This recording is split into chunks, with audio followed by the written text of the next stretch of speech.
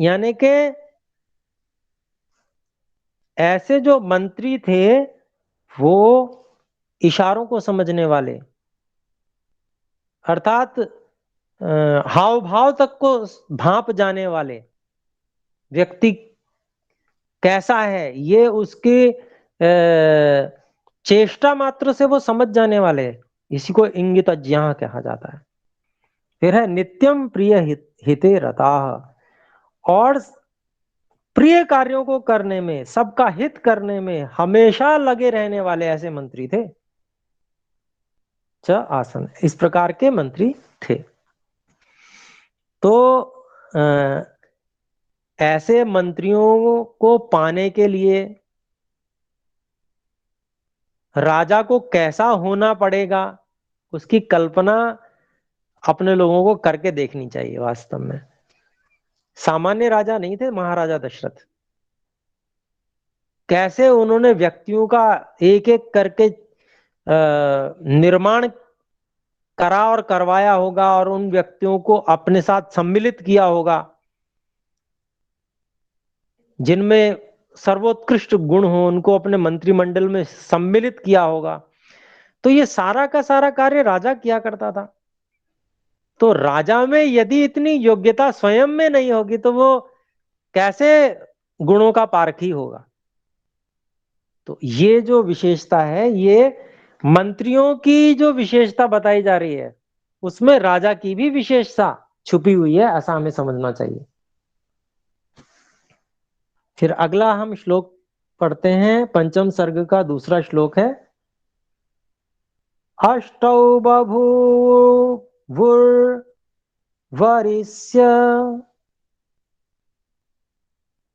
तस्यामात्या यशस्विनः। ये कुछ पढ़ने में गलती हुई, फिर से पढ़ रहा हूं। अष्टौ बभूवुर्वीरस्य तस्यामात्या यशस्विनः शुचयश्चानुरक्ताश्च राजकृत्येषु नित्यशः।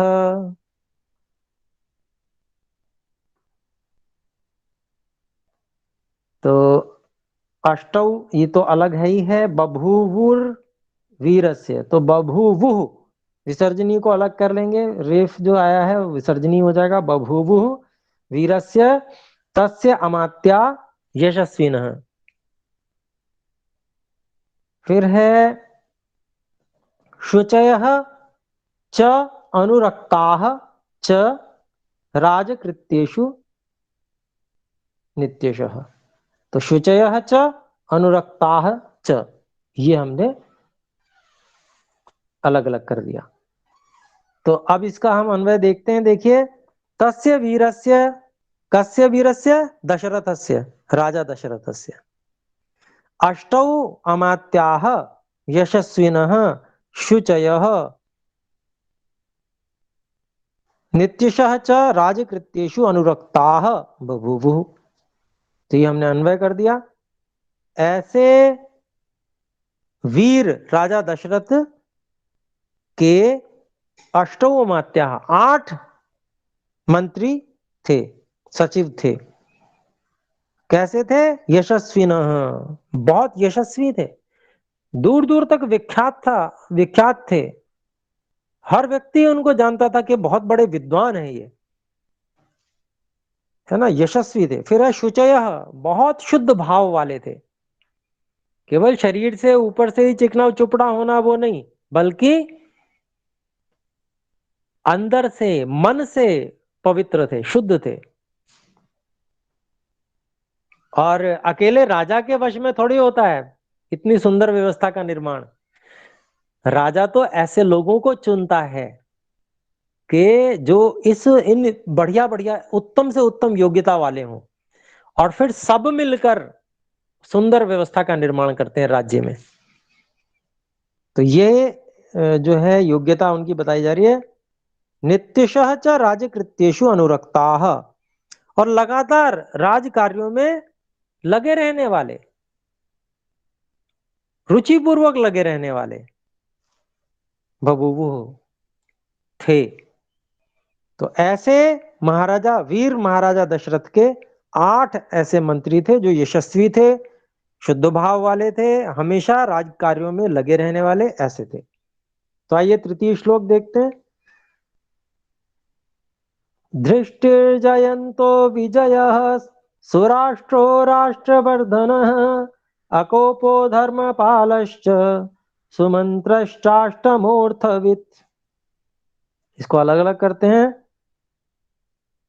दृष्टि ही जयन्तः विजयः सुराष्ट्रः राष्ट्रवर्धनः। ठीक है। फिर है अकोपः धर्मपालः च सुमंत्रः अष्टमः अर्थवित्। तो यहाँ पर नाम दिए हुए हैं, बस इसमें ज्यादा हमें कुछ करना नहीं है। नाम 8 के नाम गिनाए गए हैं, 8 मंत्रियों के।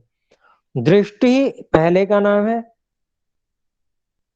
दूसरे का नाम जयंत है, दूसरे मंत्री जो थे।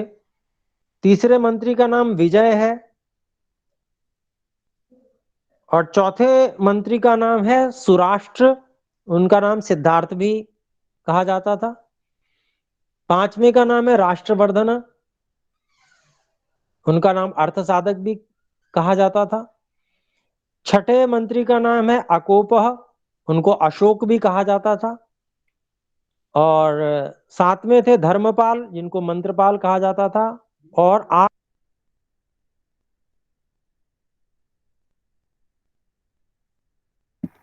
ओम गुरु जी, आप एक बार अनम्यूट कर लें, वो गलती से हो गया था म्यूट। अच्छा, कहाँ से हम नहीं सुन पाए हैं? अभी जो बता रहे थे कि 8वें का नाम था सुमंत, बस उतना ही हाँ जी, हाँ कीजिए। जी, ठीक है। तो 8वें जो थे उनका नाम सुमंत्र था, और उनका वर्णन आगे भी आएगा कि जो सुमंत्र के साथ ही श्री राम जी वगैरह जो है रथ में बैठ के गए थे। तो आ, ये नाम तो आगे भी आता है विशेष। तो इस प्रकार से ये 8 मंत्री थे। अष्टमः अर्थविद, ये अर्थ को जानने वाले, मतलब धन की व्यवस्था को बढ़िया से समझने समझाने वाले थे। तो ये 8 का हमारा विवरण आ गया, नाम आ गया। तो आइए अगला हम श्लोक देखते हैं। चौथा है ऋत्विजौ द्वावभिमतौ तस्यास्तां ऋषि सत्तमौ वसिष्ठो वामदेवश्च मंत्रिणश्च तथा परे। इनको अलग अलग करते हैं। ऋत्विजौ द्वौ अभिमतौ, द्वाव अभिमतौ को द्वौ अभिमतौ, ये हमने तोड़ दिया। फिर तस्याह,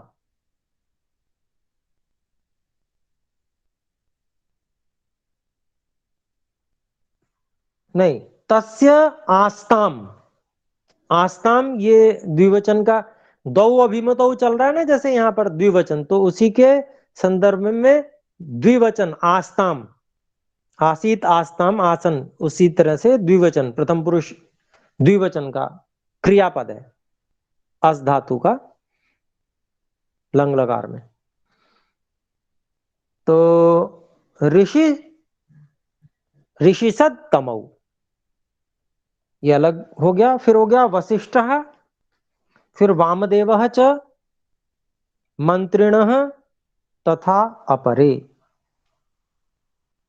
तो इसका अन्वय देखते हैं। तस्य कस्य, राजा दशरथस्य, तो तस्य राजा दशरथस्य, राजा दशरथस्य, इसका अन्वय करिए, वो अध्यार किया हमने। फिर है वशिष्ठ वामदेव च द्वौ ऋषि सत्तमौ अभिमतौ ऋत्विजौ आस्ताम मंत्रिण मंत्रिण तथा अपरे ऋषयः अपि आसन। तो ऋषयः अपि आसन ये हमने अध्यार कर लिया अंत में, जिससे हमें पूरी बात समझ में आ जाए। तो अब इसका अर्थ देखते हैं। तस्य राजा दशरथस्य, उस राजा दशरथ के वशिष्ठ वामदेव, वशिष्ठ और वामदेव ये दो जो थे, ऋषि सत्तमऊ, जो ऋषियों की सभा में सबसे उत्तम ऋषि थे, इसलिए उनको ऋषिसत तमो कहा गया। जिनको ऋषियों की सभा में सबसे उत्तम अभिमतो माना गया था, ऐसे उन राजा दशरथ के ऋत्विजौ, दो ऋत्विज, ऋत्विज कौन होते हैं? जो यज्ञ करने वाले होते हैं। तो यज्ञ में जो भाग लेते हैं वो ऋत्विज होते हैं। और आस्ताम मतलब थे। फिर है मंत्रिण तथा अपरे, और भी मंत्री थे, दूसरे मंत्री भी जो ऋषि थे वो भी वहां पर उनके पास में थे। तो मतलब ऋषि, दो ऋषि तो उनके ऋत्विज के रूप में ही थे विशेष, और बाकी जो और ऋषि थे वो भी उनके मंत्री के रूप में थे। तो मंत्री जो 8 थे, इनके अतिरिक्त भी ऋषियों को उन्होंने मंत्रणा करने के लिए रखा हुआ था, जिससे कि वो सत्य असत्य का निर्णय कर पाए, सही गलत का निर्णय करके और सही को लागू कर पाए। तो आइए अब हम 5वें श्लोक पे चलते हैं। विद्या विनीता ह्रीमन्तः कुशला नियतेन्द्रियाः श्रीमन्तश्च महात्मानः शास्त्रज्ञा दृढ़ विक्रमाः।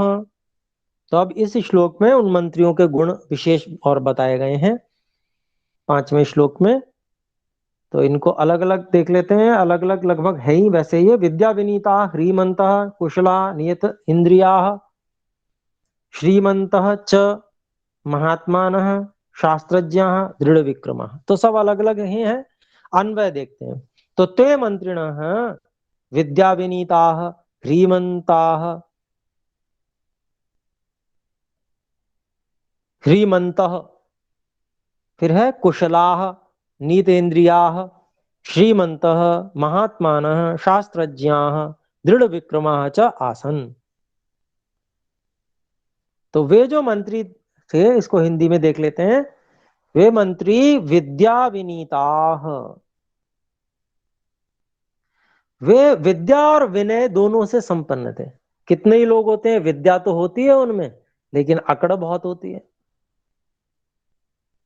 और जिनमें विद्या नहीं होती है, वो उनमें विनय देखने में आ जाती है, क्योंकि उनको आती ही नहीं विद्या, तो वो विनीत बन के रहते हैं कि भैया हमसे कोई कुछ कह ना दे। लेकिन मतलब मंत्रियों में दोनों गुण साथ साथ मिल रहे हैं, विद्या भी है, बहुत बड़े विद्वान है, और विनीत भी है, ऋषि तक हैं ये, मतलब उनमें।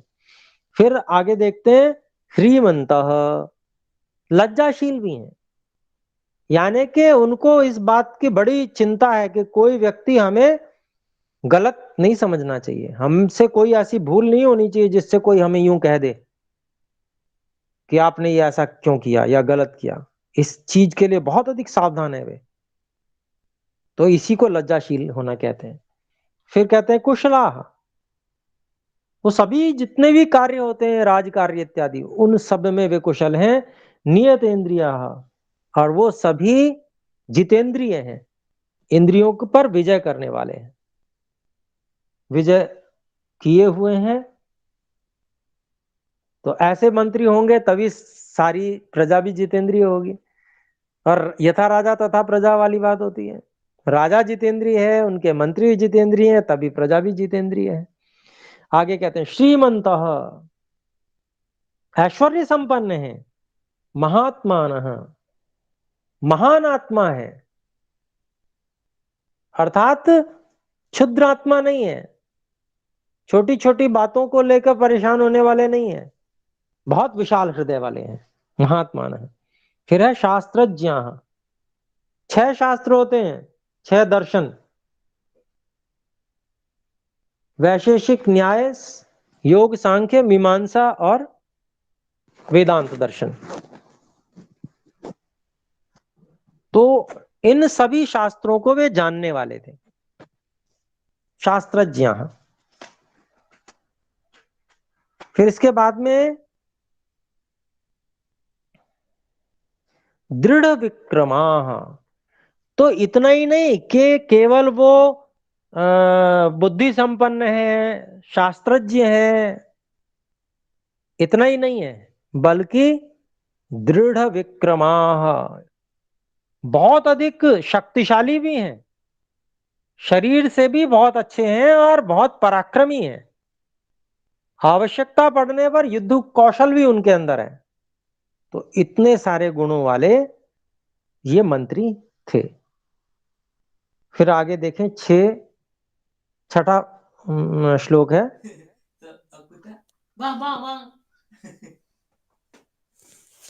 छठा श्लोक है, तेजः क्षमा यशः प्राप्ताः स्मित पूर्वाभिभाषिणः क्रोधात् कामार्थहितोर्वान् ब्रूयुरनृतं वचः।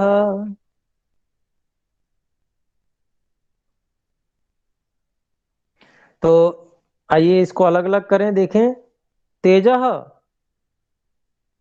क्षमाशयः प्राप्ताः, फिर उसके बाद में स्मित पूर्व अभिभाषण। इसके बाद में देखिए, क्रोधात कामार्थ हेतोर्वा, क्रोधात कामार्थ हेतोः वा न ब्रूयुः अनृतम वचः। तो अब इसका अन्वय देखते हैं। उन्हीं मंत्रियों के बारे में सारी बातें बताई जा रही हैं। तो ते मंत्रिणः तेजः क्षमाशयः प्राप्ताः स्मित पूर्व अभिभाषण आसन। तो वे जो मंत्री हैं उस समय उनके महाराजा दशरथ जी के जो मंत्री थे वे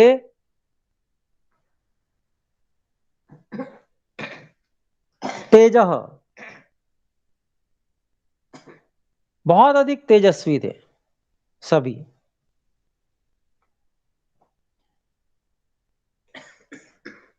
तेजस्वी का अभिप्राय क्या? जिनकी वाणी में तेज होता है, जिनके शरीर में भी तेज होता है, जो सभी कार्यों को बहुत ही उत्तम ढंग से संपादित करते हैं, वे तेजस्वी लोग होते हैं। फिर है क्षमाशील, क्षमाशय, तो क्षमाशील है। क्षमाशील का अभिप्राय होता है सहन करना, क्षमु सहने धातु से होता है। क्षमा करने का अभिप्राय अपराधों को छोड़ देना वैसा नहीं होता है। क्षमाशय मतलब क्षमा के जो भंडार हैं। तो क्षमा का मतलब क्या है? सहन करना, एक निश्चित समय तक सहन करना किसी भी चीज को। और सहन करने का अभिप्राय ये होता है कि जो क्षमा करता है वही प्रसन्न रह पाता है। कोई व्यक्ति कह रहा है कि मैं क्षमा कर रहा हूं पर वो प्रसन्न नहीं रह पा रहा है, इसका मतलब वो क्षमा नहीं कर रहा है, सहन नहीं कर पा रहा है। वो नीला पीला हो रहा है अंदर से, आड़ा तिरछा हो रहा है अंदर से। ये व्यक्ति दुखी है, परेशान है, ये सहन नहीं कर पा रहा है, इसको क्षमा करना नहीं कहा जाएगा। क्षमा करने का अभिप्राय ये है कि वे जो मंत्री थे वे सहन कर लेते थे और फिर अपनी प्रसन्नता को खोते नहीं थे। और जो इस प्रकार का होगा वही उत्तम विचार कर पाएगा, और जो अपने धैर्य को खो देगा वो व्यक्ति विचार ही नहीं कर पाएगा। जो विचार नहीं कर पाएगा वो मंत्री होने योग्य ही नहीं है। तो क्षमाशय। फिर है प्राप्ता,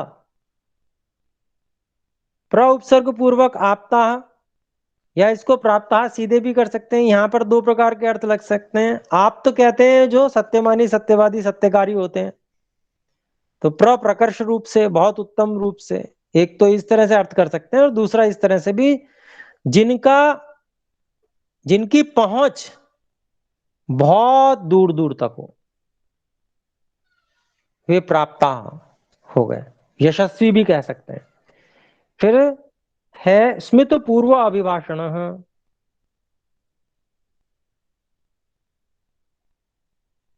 तो स्मित कहते हैं मुस्कुराहट को, प्रसन्नता अभिव्यक्त करने को। तो जिनका जो अभिभाषण है, बोलना है, वो मुस्कुराहट पूर्वक होता है, प्रसन्नता पूर्वक होता है। वो जो बोलते हैं तो चेहरे पे प्रसन्नता का भाव होता है, ये अभिप्राय। तो इस प्रकार के थे। फिर कहते हैं तेज क्रोधात काम अर्थ हेतु हो वा अनृतम वचः न ब्रूयुः। ये हमने अन्वय आगे की पंक्ति का कर दिया। ते च इसका हमने अध्ययन किया, क्रोधात काम अर्थ हेतु वा अनृतम वचः न ब्रूयु। और वे मंत्री जो हैं वो क्रोध से या काम के वशीभूत होकर या अर्थ हेतु हो, धन संपत्ति वैभव के लिए कभी भी झूठ वाणी नहीं बोलते थे। तो आइए 7वें श्लोक में आ जाते हैं हम। तेषामविदितं किंचित स्वेषु नास्ति परेषु वा क्रियमाणं कृतं वापि चारेणापि चिकीर्षितम्। तो इसमें देखते हैं, देखिए, तेषाम अविदितम किंचित स्वेषु न अस्ति परेषु वा क्रियमाणं कृतं वा अपि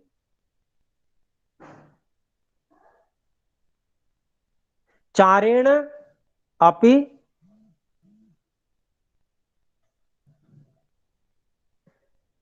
चिकीर्षितम। चिकीर्षितम क्रियापद है। तो आइए इसका अब हम वो देखते हैं, अन्वय देखते हैं। तेषाम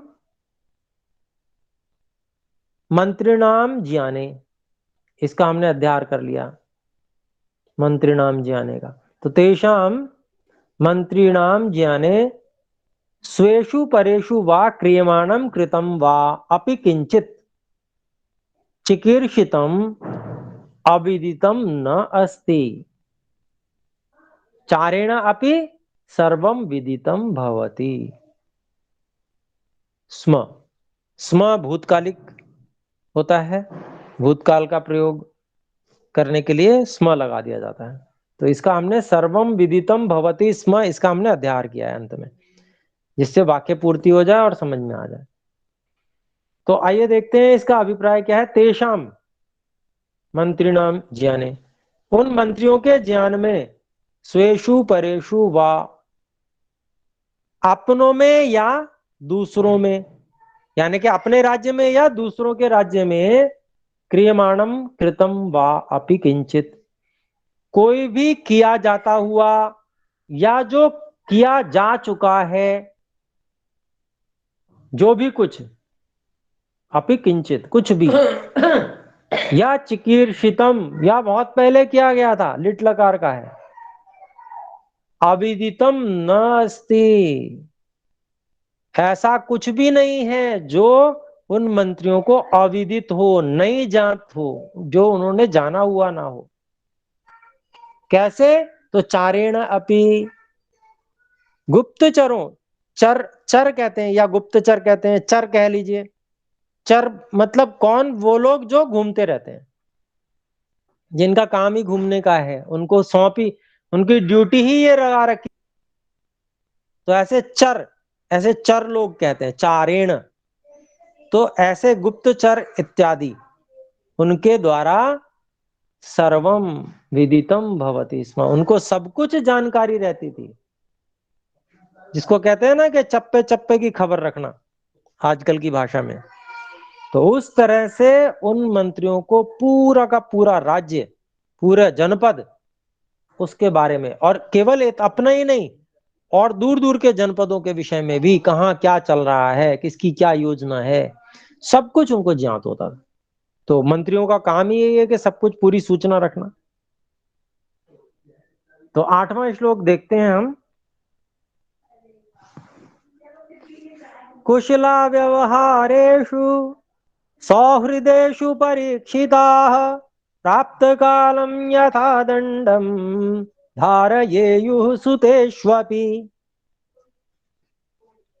तो इस श्लोक में भी हम इसको अलग अलग करते हैं। वैसे इसमें सभी लगभग, हाँ, अलग अलग ही हैं, सभी पद अलग अलग हैं। कुशला व्यवहारेषु सौहृदेषु परीक्षिताः प्राप्त कालम यथा दंडम धारयेयुः सुतेषु अपि। सुतेषु अपि इसको हमने अलग अलग कर दिया बस। अब इसका हम अन्वय कर लेते हैं। 8वें श्लोक का अन्वय है कुशला, हाँ अन्वय, ते मंत्रिणः, इसका हमने अध्याहार किया, ते मंत्रिणः व्यवहारेषु कुशलाः, फिर है सौहृदेषु परीक्षिताः आसन, फिर उसके बाद में ते न्यायम प्राप्त कालम सुतेषु अपि यथा दंडम धारयेयुः स्मः, स्मः का हमने अध्याहार कर दिया। तो अभिप्राय देखते हैं, ते मंत्री ने, वे जो मंत्री थे वे मंत्री व्यवहारेषु कुशला, सभी व्यवहारों में बहुत अधिक निपुण थे, कुशल थे। फिर उसके बाद में सौहृदेषु परीक्षिता आसन, हृद कहते हैं विभाग को, वैसे तो हृदय अर्थ में भी आता है, हृदय में भी 4 विभाग होते हैं।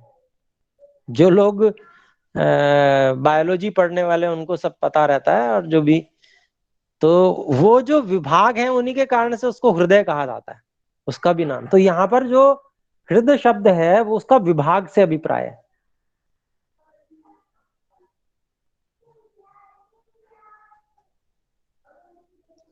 तो सौहृदेषु परीक्षिता,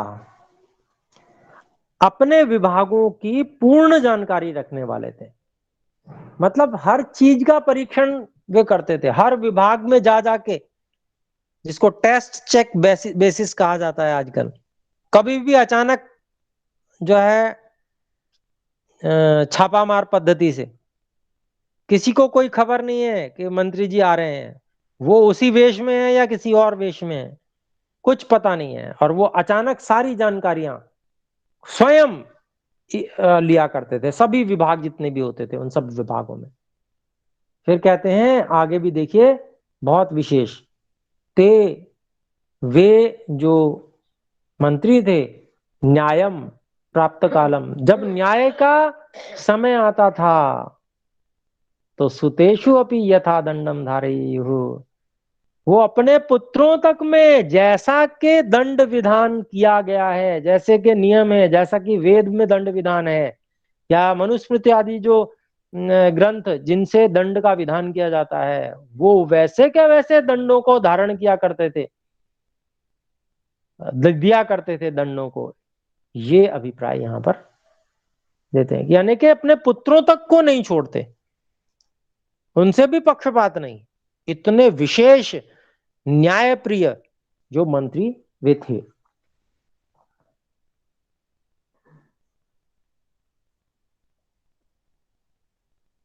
तो ये सब हमको देखकर ये लगता है कि हाँ, महाराजा दशरथ और उनका राज्य, उनकी प्रजा इस योग्य थी कि वहां राम जैसे महापुरुष उत्पन्न होते। ये वास्तविकता है, ये सच्चाई है, और आज भी अपने लोगों को यही समझना चाहिए। हम राम राज्य कहते हैं, पर क्या हम उसके योग्य हैं क्या? पहले ये भी तो परीक्षण करना पड़ेगा।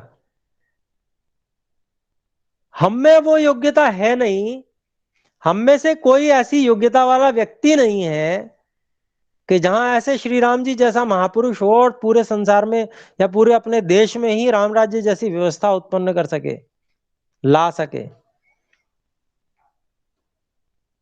तो फिर सपने देखने बेकार हैं। महर्षि दयानंद सरस्वती जी इस बात को कहते हैं, जो व्यक्ति पुरुषार्थ नहीं करता और केवल अच्छा चाहता है कि अच्छा हो जाए, तो उसका सोचा हुआ कभी भी सफल नहीं होता। ऐसे व्यक्ति को शेख चिल्ली वाला उदाहरण दिया जाता है। तो इस चीज को अपने लोगों को समझना चाहिए कि हम जो चाहते हैं उसके लिए हमें वो पुरुषार्थ करना चाहिए। कैसे कैसे पुरुषार्थ? हमें विद्या में पुरुषार्थ करना चाहिए, विद्वान बनने के लिए, खाली बनने के लिए नहीं, बनाने के लिए भी। जब पूरा का पूरा वातावरण ऐसा होगा तभी तो वो सब हो पाएगा जो घटित हम करना चाहते हैं। कम से कम साक्षर तो हो। साक्षर होने के लिए क्या बताया था पिछली कक्षा में, कि कम से कम 6 अंग आने चाहिए, वो साक्षर है। ऐसे ही उस समय सब लोग थे विद्वान, 6 अंगों के। शिक्षा, कल्प, व्याकरण, निरुक्त, छंद, ज्योतिष, 6 अंग। तो खुद भी पढ़े, अन्यों को भी उसके लिए प्रेरित करें, उनको कहें कि भाई ये इसको पढ़ना है, समझना है, इसके बिना वेदों का विज्ञान बाहर नहीं आ सकता है, वो वेदों के अंदर ही रह जाएगा और हम सपने देखते रह जाएंगे केवल। तो इसलिए हम जब सब मिलके मेहनत करेंगे, फिर उसमें से मंथन होगा, उसी को समुद्र मंथन कहते हैं। वो मंथन होके उसमें से विद्वान निकलेंगे, उसमें से शोध ऋषि निकलेंगे, शोध करने वाले, और तब वेदों का विज्ञान प्रकट होगा। तब योग्यता बनेगी कि हाँ, ऐसे श्री राम जी जैसे हम में से। फिर उसके बाद में केवल इतना ही नहीं, बल्कि सभी जितेंद्रिय होने चाहिए। जितेंद्रिय कैसे हुआ जा सकता है, ब्रह्मचर्य का पालन कैसे किया जा सकता है, ये सारे के सारे विषय अपने लोगों के समझने के हैं और करने के हैं। अभी वास्तव में तो यही पता नहीं सामान्य रूप से कि ब्रह्मचर्य का पालन भी हो सकता है, किसी को ये भी नहीं पता प्राय। बल्कि भ्रांति ये में ब्रह्मचर्य का पालन असंभव हो ही नहीं सकता, ये भ्रांति फैली हुई है। डॉक्टर्स फैला रहे हैं इस भ्रांति को। अब बताइए, जहां पर समाज में ये दुरावस्था है, वहां कैसे राम आ जाएंगे, ये बताइए। तो जो चीज संभव है उसको मानना संभव, और उसके लिए जो उपाय है उनको करना, उसको सीखना, उसके लिए तैयार होना अपने आप को, ये बहुत अधिक आवश्यक है। तो आइए आगे देखते हैं। हम 8वां श्लोक कर चुके हैं, 9वें श्लोक पे आ जाते हैं। ईदृशैस्तैरमात्यैश्च राजा दशरथो नघः उपपन्नो गुणोपेतैरन्वशासद्वसुन्धराम्। ईदृशैः, इस ईदृशैः अलग कर लिया हमने, तैः अमात्यैः च, ईदृशैस्तैरमात्यैश्च, इसको अलग अलग किया तो ईदृशैः तृतीया एक बहुवचन, तैः ये भी तृतीय बहुवचन, अमात्यैः ये भी तृतीय बहुवचन, और आगे च। राजा दशरथः अनघः, फिर आगे आया उपपन्नो गुण उपेतैः अनु अशास, अनु अशासत, अशासत ये क्रियापद हो गया। वसुंधराम, वसुंधराम अलग कर लिया हमने। तो ये हमने अलग अलग किए पद, और इसको अब हम अन्वय करते हैं। तैः ईदृशैः गुणोपेतैः, नीचे की पंक्ति से गुणोपेतैः ऊपर ले आए, क्योंकि ये भी तृतीय विभक्ति बहुवचन है, तो इसको भी समान विभक्ति होने के कारण से विशेषण विशेष साथ में लाने पड़ेंगे। तो तैः ईदृशैः गुणोपेतैः अमात्यैः, सह, सह का आद्यार कर लिया, सह उपपन्नः अनघः राजा दशरथः वसुंधराम अनु अशासत। तो तैः ईदृशैः अर्थ कर रहा हूं मैं, उनके द्वारा, किनके द्वारा, इस प्रकार के गुणोपेतैः, इन इस प्रकार के गुणों से जो युक्त हैं, ऐसे अमात्य मंत्रियों के साथ में, साथ से युक्त, उपपन्न है, युक्त। अनघ पाप रहित, अघ पाप को कहते हैं, अनघ अन लग गया तो मतलब रहित, पाप नहीं जो करता कभी, पाप से रहित जो राजा दशरथ है, राजा दशरथ वसुंधराम अनु अशासत, पूरी पृथ्वी पर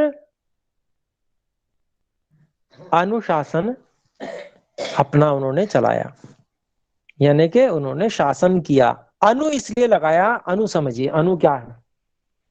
अनु का मतलब जैसा पीछे से वेद से ऋषियों महर्षियों के द्वारा जो वेदों के जो व्याख्या के द्वारा जो कुछ बातें बताई गई, या ईश्वर ने सीधे जो वेदों में उपदेश किया है, उसको ऐसा कह लें, उसके अनुसार जो शासन चलाता है वो अनुशासन होता है।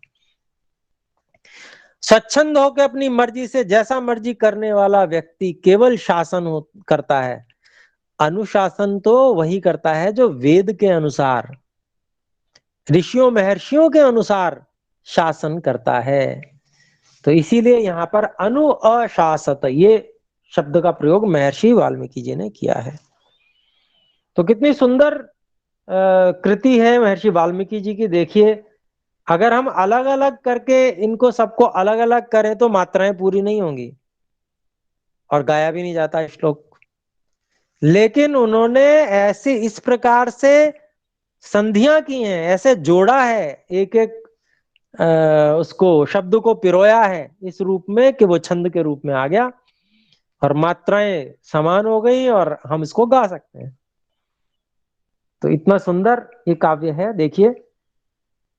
तो ये हमने पंचम सर्ग पूरा कर लिया। आइए अब छठे सर्ग पे आते हैं। समझने की बात मुख्य यही है कि अपने लोगों को भी उसी तरह से कमर कस के तैयार होना चाहिए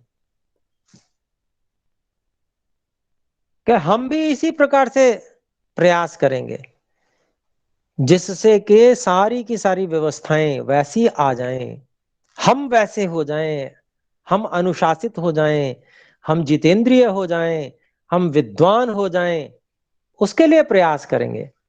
तो देखिए, बिना जितेंद्रिय हुए तो विद्वान हुआ नहीं जा सकता। आप बताइए, मोबाइल पे गेम खेलते रहिएगा, हैं, टेलीविजन देखते रहिएगा या कुछ और इस तरह के कार्य करते रहिएगा तो क्या विद्या पढ़ पाएंगे? फिर नहीं विद्या पढ़ी जा सकती। विद्या पढ़ने के लिए तो सभी इंद्रियों को अपने विषयों से हटाकर और विद्या में लगाएंगे, तब जाके विद्वान बनेंगे। तो ठीक है, अब बहुत सारे कार्य हैं, अपने अपने सब कार्य करते हैं, धनार्जन के लिए करते हैं, लेकिन क्या हम अपने दिन भर में से 1-2 घंटा नहीं निकाल सकते विद्या के लिए? क्योंकि जब तक हम विद्वान नहीं होंगे, जब तक हम जितेंद्रियता को भी प्राप्त नहीं कर पाएंगे। दोनों इतरेतर आश्रित हैं। जिसको विद्या में सुख लेना आता है वही तो इंद्रियों के सुखों को छोड़ पाएगा। जिसके पास और कोई सुख लेने का रास्ता ही नहीं है, वो इंद्रियों के सुखों को कैसे छोड़ पाएगा? उसके पास तो सुख का और कोई मार्ग ही नहीं है। वो तो सुख तो बहुत आवश्यक है, हर व्यक्ति के लिए बहुत जरूरी है। सुख सुख की कामना तो स्वाभाविक है, हट ही नहीं सकती। तो इस कारण से अपने लोगों को यह समझना चाहिए कि हम में से कोई राजा भी बन जाए तो उसको भी वेदों का विद्वान होना चाहिए। अब वेदों के विद्वान नहीं हैं बेचारे, मान लो मोदी जी हैं, जितेंद्रिय भी हैं, अच्छी बात है, लेकिन वेदों के विद्वान नहीं हैं तो बहुत सारी त्रुटियां भी होती हैं, बहुत सारे दोष भी लग जाते हैं, भले ही छोटे छोटे हों। लेकिन फिर भी अच्छा है, औरों से अच्छा है। तो इस बात को समझना कि ठीक है, हम इसमें संतोष करके ना बैठ जाएं। कोई भी व्यक्ति कितने दिन जीता है? हमेशा थोड़ी रहने वाला है कोई। आगे हम में से, आप में से किसी व्यक्ति को वो बागडोर संभालनी है। तो वो बागडोर संभालने के लिए, राष्ट्र की बागडोर संभालने के लिए कैसा व्यक्ति चाहिए? क्या हमको उसके लिए तैयारी नहीं करनी चाहिए? हम तैयारी करेंगे तो हमारी प्रेरणा से कोई दूसरा तैयार हो जाए, ये हो सकता है। हम में कम योग्यता होगी तो अधिक योग्यता वाला सामने आ जाएगा। लेकिन हम वातावरण ही नहीं बनाएंगे वेद का विद्वान बनने के लिए, तो फिर कैसे राम राज्य की बात आ सकती है? तो इस कारण से अपने लोगों को सभी प्रकार से तैयार होना, मन से शुद्ध होना, जितेंद्रिय होना, और विद्या में पारंगत होना, ये सब कार्य अपने लिए बहुत आवश्यक है। और इसके लिए अपने लोगों को व्यक्तिगत अपने जीवन निर्माण के लिए समय लगाना चाहिए, ये मुख्य है। हम चाहते हैं कि हमारे बच्चे बन जाएं, हमारे बच्चों को कोई सिखा दे, कौन सिखाएगा जी? हर परिवार में 2 बच्चे मान लीजिए अगर हैं, कहां से लाएंगे विद्वान, वेदों के विद्वान, जो आपके या जो भी बच्चे हैं परिवारों में, उनके बच्चों को कुछ बना सके, कहां से लाएंगे? हम ही स्वयं अपने आप को विद्वान तैयार करेंगे। हम दूसरों के बच्चों को पढ़ाएंगे, हमारे बच्चों को दूसरे विद्वान पढ़ाएंगे। क्योंकि अपने ही बच्चों को अगर विद्वान बनाया जा सकता होता तो कोई व्यक्ति कभी किसी विद्यालय में अपने बच्चों को नहीं भेजता, खुद ही बना लेते विद्वान। लेकिन हो ही नहीं सकता। ऋषि लोग कहते हैं, मातृमान पितृमान आचार्यवान पुरुषो वेद। जितना महत्व माता का, जितना महत्व पिता का, उतना बल्कि उससे कहीं ज्यादा आचार्य का महत्व है। माता के पास में 5 वर्ष तक बालक का निर्माण होगा, पिता के पास में बाकी आगे के 3 से 4 वर्ष तक बच्चे का निर्माण होगा, और उससे आगे 25 वर्ष तक आचार्य के पास में निर्माण होगा। माता पिता नहीं रख सकते, चाहे कितने ही बड़े विद्वान हो, निर्माण हो ही नहीं पाएगा, बहुत कठिन होना। क्योंकि स्वभाव है, एक रागात्मक संबंध होता है माता पिता में, उसके कारण से बच्चे में बिगाड़ आता है, इसलिए आचार्य की आवश्यकता है। तो इस चीज को समझना, हम दूसरे के लिए आचार्य बने, दूसरे के बच्चों के लिए, उसके लिए तैयार करें हम अपने आप को। तभी तो, जब हम दूसरों के लिए तैयार होंगे तभी तो हमारे लिए कोई तैयार होगा। ये परस्पर एक दूसरे के प्रति जब भाव होगा। एक उदाहरण भी दिया जाता है कि प्रजापति ने देवों और दानवों दोनों को उसके लिए बुलाया, भोज के लिए, और कहा भोजन तो बहुत उत्तमोत्तम है, जितना मर्जी आप ले सकते हैं, और खूब कोई सब छूट है, लेकिन एक शर्त है कि हाथ में आपके एक ऐसी डंडी बांध दी जाएगी कि आपका हाथ मुड़ नहीं सकता। तो क्या करते हैं, तो राक्षस या दानव जो है वो जब भोजन करने का प्रयास करते हैं तो वो ऊपर को लाते हैं, वो भोजन मुंह में तो आता नहीं है, तो उछालते हैं कि शायद कैच हो जाए मुंह में, लेकिन वो कैच नहीं हो पाता, वो सब मुंह पे बिखर जाता है, कपड़े गंदे हो जाते हैं, सब कुछ खराब हो जाता है। लेकिन देवों को जब पंक्तिबद्ध होके बैठाया जाता है तो वो आमने सामने बैठते हैं और हाथ से एक दूसरे को खिलाते हैं, और सबकी तृप्ति हो जाती है देवों की। तो यही समाज की व्यवस्था है। देखिए, हम दूसरे के लिए कुछ करने के लिए तत्पर होंगे तब कोई दूसरा हमारे लिए करने के लिए तत्पर होगा। इस बात को यदि हम हृदयंगम नहीं कर पाते हैं तो राम राज्य नहीं आ सकता, ये संभव ही नहीं है, कैसे हो जाएगा? तो यही चीजें समझने समझाने के लिए ही तो ये वाल्मीकि रामायण हम लोग पढ़ रहे हैं। तो चलिए आगे अगले सर्ग में चलते हैं, षष्ठ सर्ग। तो ये षष्ठ सर्ग जो है महाराजा दशरथ के पुत्रेष्टि यज्ञ का है। तो इस बारे में भी मैं 2 शब्द आज से ये कहना चाहूंगा कि महाराजा दशरथ ने कोई शॉर्टकट नहीं अपनाया, उनको संतान की आवश्यकता थी, तो वो किसी जगह पे जाके, किसी मंदिर पे जाके, किसी वृक्ष में जाके उन्होंने धागा नहीं बांधा, कहीं मन्नत मांगने नहीं गए, वो कोई और ऐसा कार्य नहीं किया जो अंधविश्वास को बढ़ावा देने वाला हो, कोई ऐसा काम नहीं किया। उन्होंने क्या किया, आइए देखते हैं। पुत्रेष्टि यज्ञ किया। और पुत्रेष्टि यज्ञ कोई ऐसा कार्य नहीं है, ये 1 वर्ष से लेकर, और इसका अनुष्ठान अनेक वर्षों तक किया जाता है। आपको पता है श्री कृष्ण जी ने भी पुत्रेष्टि यज्ञ किया था, बद्रीनाथ नाम के स्थान में जाकर पत्नी के साथ में, रुक्मिणी जी के साथ में गए, और 12 वर्ष तक उन्होंने तप किया। वो पुत्रेष्टि यज्ञ था। गुरुजी। तो केवल 1 वर्ष नहीं, 1 वर्ष तो कम, 1 वर्ष तक चलता है ये पुत्रेष्टि यज्ञ।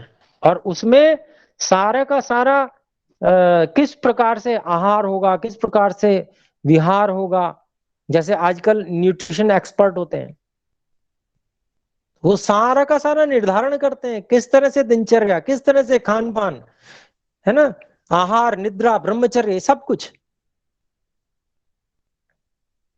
बिल्कुल जो सटीक कारण है, उन सारे सटीक कारणों को वहां उपस्थित कर दिया जाता है, संतान तो हो जाएगी।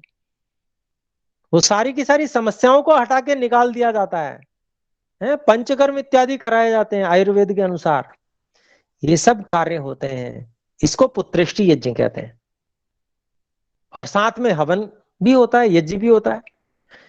तो ये सारे के सारे कार्य ये पुत्रेष्टि यज्ञ में होते हैं। तो यहां पर हम, तो गुरुजी। यहाँ तो संक्षेप। ओम।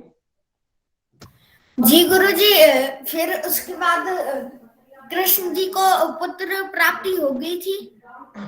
हाँ जी, हुई थी। श्री कृष्ण जी के प्रद्युम्न पुत्र थे ना, 2 पुत्र थे, प्रद्युम्न जी थे, तो गुरुजी। प्रद्युम्न से उनको संतान की प्राप्ति हुई। चलिए खैर, तो आइए देखते हैं। अब हम षष्ठ सर्ग में आ रहे हैं। पहला श्लोक मैं पढ़ रहा हूं। तस्यामात्या गुणैरासन्निक्ष्वाको सुमहात्मनः मंत्रज्ञाश्चेङ्गितज्ञाश्च नित्यम प्रिय ही। अच्छा, पंचम सर्ग कोई पढ़ने लगा मैं, क्षम्यताम, पृष्ठ पलटना पड़ रह गया जी।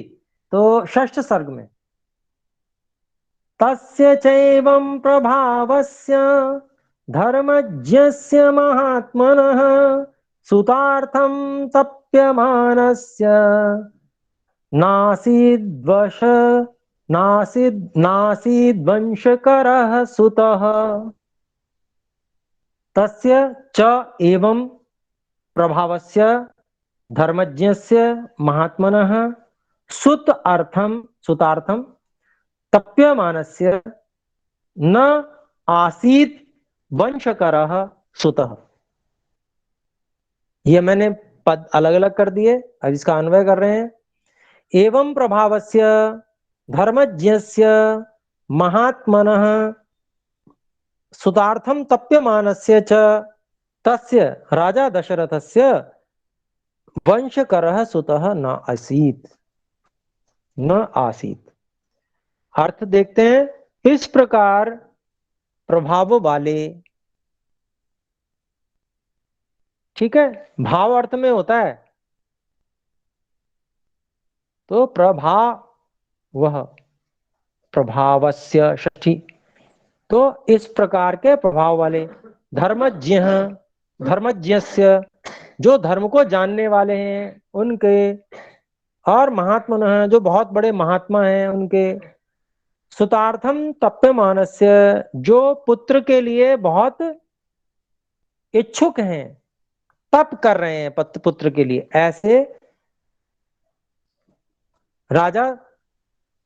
ऐसे उस तस्य उन राजा दशरथ के वंशकरः, वंश को आगे बढ़ाने वाला, सुतः न आसीत, पुत्र नहीं था।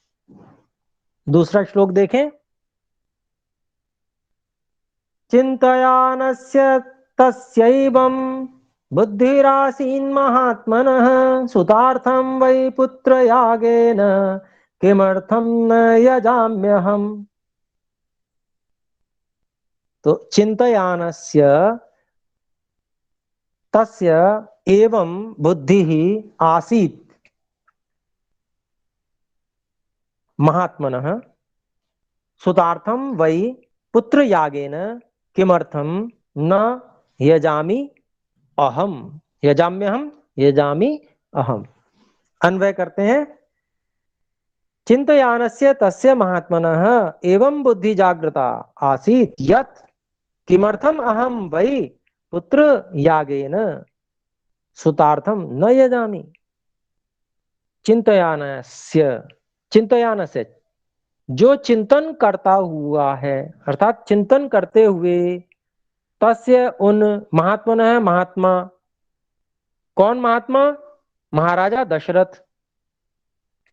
ऐसे जो महात्मा चिंतन करते हुए थे, इस बात को सोच रहे थे, विचार कर रहे थे कि क्या किया जाए पुत्र प्राप्ति के लिए, तो एवं बुद्धि ही जागृता आसीत, इस प्रकार से, जागृता की मैंने अध्याहार किया है, इस प्रकार के बुद्धि जागृत हुई थी कि यत किमर्थम, क्यों, अहम, मैं, वही निश्चय से, पुत्र यागेन, पुत्रेष्टि यज्ञ के द्वारा, पुत्र याग के द्वारा, सुतार्थम, पुत्र के लिए, न यजामि, क्यों नहीं मैं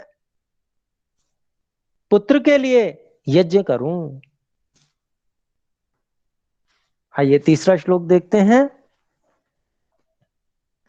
अमात्यांशाब्रवीद् राजा निश्चितां तु कृत्वा मतिं सरय्या सरैवाश्चोत्तरे तीरे यज्ञ भूमिर्विधीयताम्।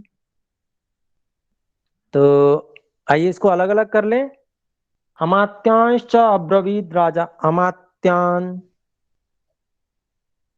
च अब्रवीत राजा, निश्चितां तु कृत्वा मतिम,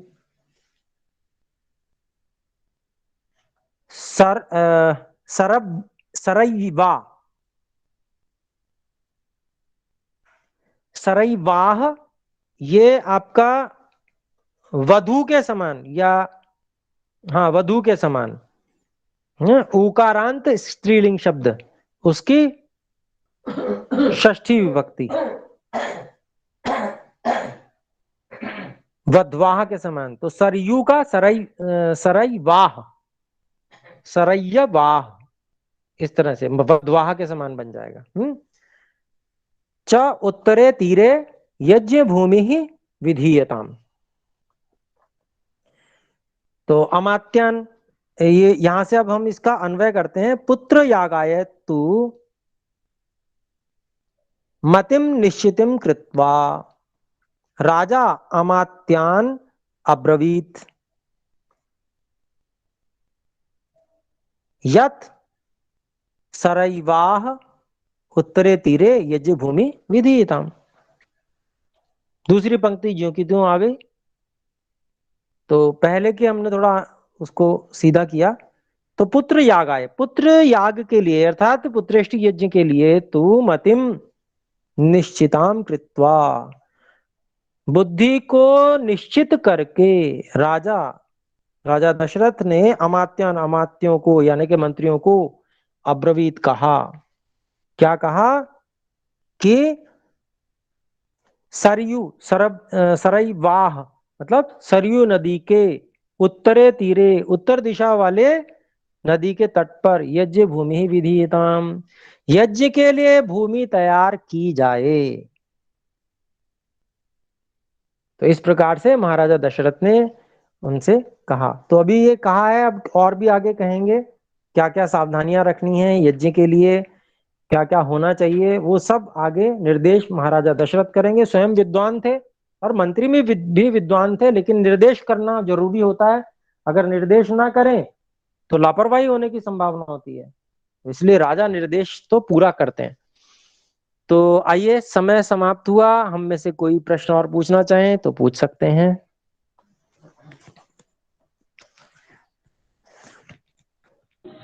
गुरुजी एक अलग बात। जी कहें। नमस्ते। गुरुजी, डोनेशन के लिए जो अकाउंट नंबर और कोई है तो मुझे चाहिए। जी जी जी। तो वो अभी अकाउंट नंबर तो हुआ नहीं है क्योंकि प्रक्रिया चल रही है उसके रजिस्ट्रेशन की, आपको बताया था। हाँ, आप पेटीएम या गूगल पे कर सकते हैं। गुरुकुल क्रांति के जो फाउंडर हैं उनका है वो, और वो आपका इसमें सुनिश्चित रहिए कि वो बिल्कुल उत्तम कार्यों में, और जो इसका कार्य है गुरुकुल क्रांति का, उसी में प्रयोग होगा। ठीक है, तो ठीक वो है, उसका आपको नाम। भेज दिया जाएगा आपको। ठीक है, नमस्ते गुरुजी। नमस्ते जी। जी, और अगर कोई हो पूछना चाहें तो पूछ सकते हैं, अन्यथा हम फिर विसर्जन करते हैं, विराम करते हैं।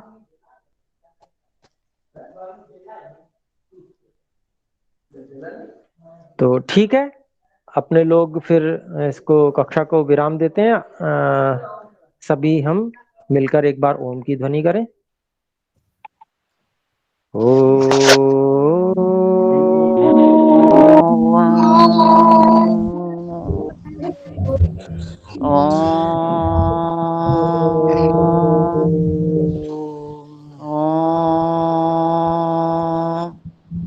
सभी को सादर नमस्ते जी। नमस्ते। धन्यवाद गुरु जी। नमस्ते जी। नमस्ते गुरु जी। नमस्ते जी। ओम जी। गुरु जी एक प्रश्न पूछना था। जी जी बोलिए।